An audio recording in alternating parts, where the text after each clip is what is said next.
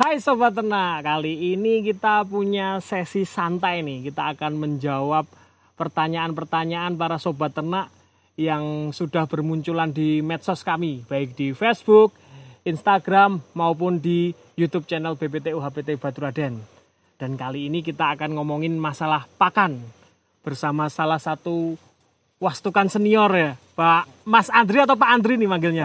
Pak Andri boleh, Mas Andri boleh. Oke aja. Mas Andri aja ya, biar oke, kelihatan muda ya, nggak kelihatan tua gitu ya. Oke Sob, kali ini kita sedang bareng Mas Andri nih, wastukan atau pengawas mutu pakan ya, Mas Andri, yang ada di BPTU HPT Baturaden nih. Kan kalau kita ngomongin medsos nih, Mas Andri, kita kan sering punya konten tentang pakan nih. Nah, di konten tentang pakan itu banyak sekali pertanyaan-pertanyaan dari netizen ya. Netizen istilahnya.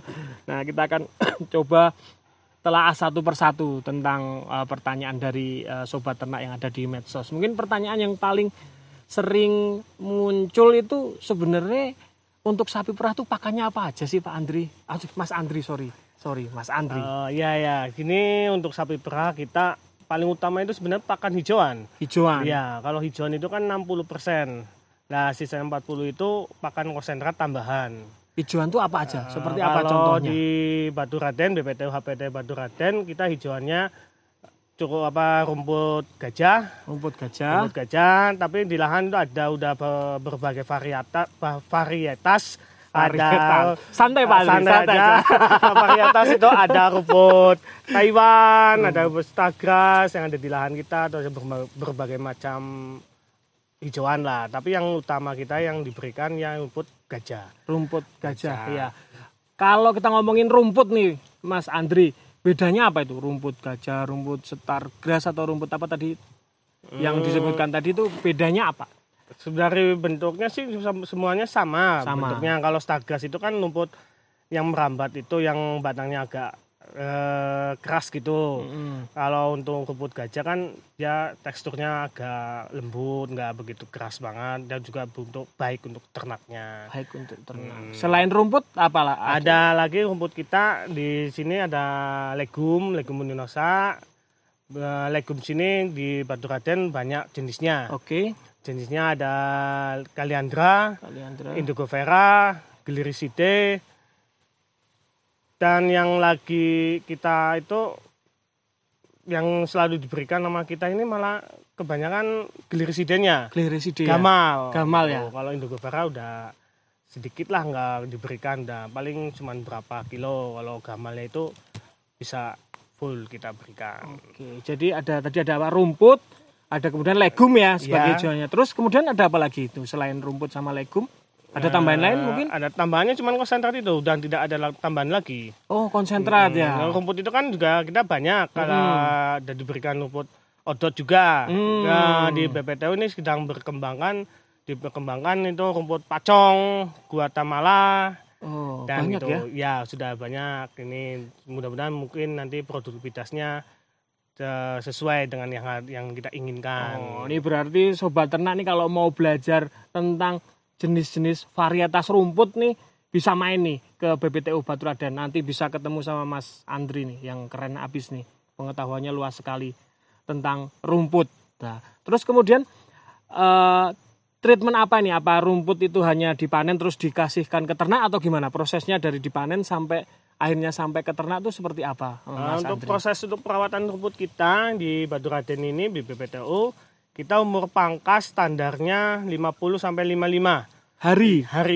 Oh, 50 sampai 55 hari. Hampir 2 bulan ya? Hampir 2 bulan. Ya.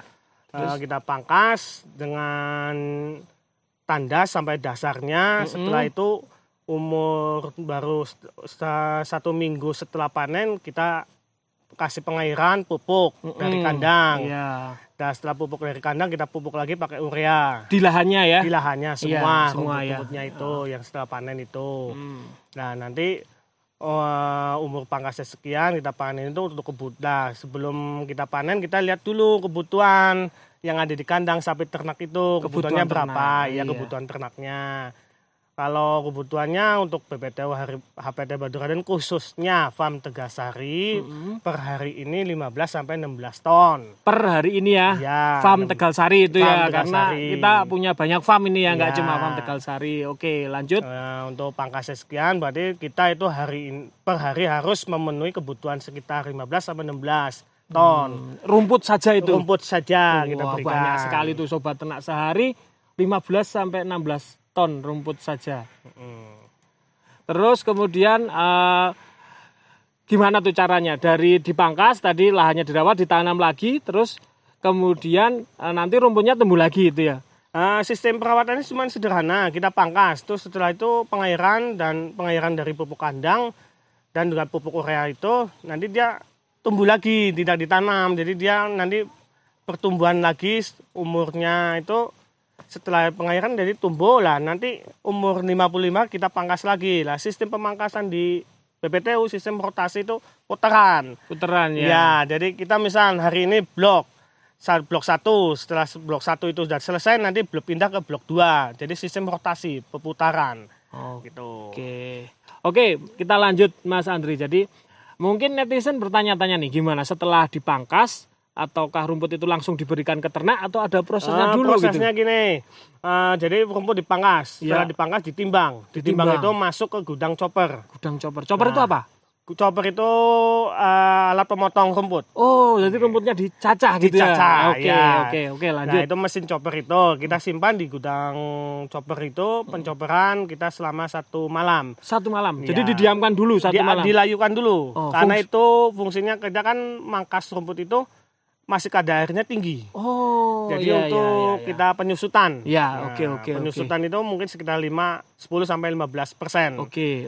Setelah dilayukan, disusutan besok pagi kita chopper. Oh, dilayukan dulu baru dicopper ya? Iya, dicopper dulu, dilayukan dulu terus langsung dicopper. Setelah chopper itu kita tahu kebutuhan perkandangan beda-beda. Setelah kita dicopper, udah sesuai chopperan itu masuk di chopper itu, kita masukkan ke jailer. Jailer itu untuk pembagian, untuk distribusi ke kandangnya. Oke. Gitu.